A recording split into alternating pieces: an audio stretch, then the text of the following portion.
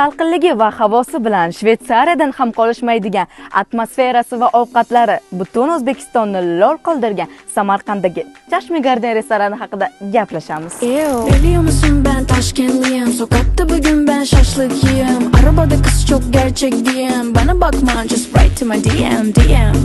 Talk to me nicely, ben tatlıyım, ruhsara iyiyim, I am a priceless princess, gel bakayım. Evimde BMW tamam, gaza bastım ben durmam, ben de devam, peşimde polis her zaman, şaka yaptım lan ben çok halal.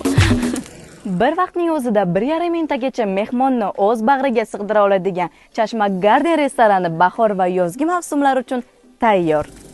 Ro'za Ramazon oyining so'nggi kunlari bo'lishiga qaramasdan kunning istalgan vaqtda tashrif buyurishingiz va iftorlik o'tkazishingiz mumkin. Manzil Badal mahallasi, mo'ljal esa Nayman masjidi. Qo'shimcha ma'lumotlar va dastavka uchun quyidagi raqamlarga qo'ng'iroq qiling.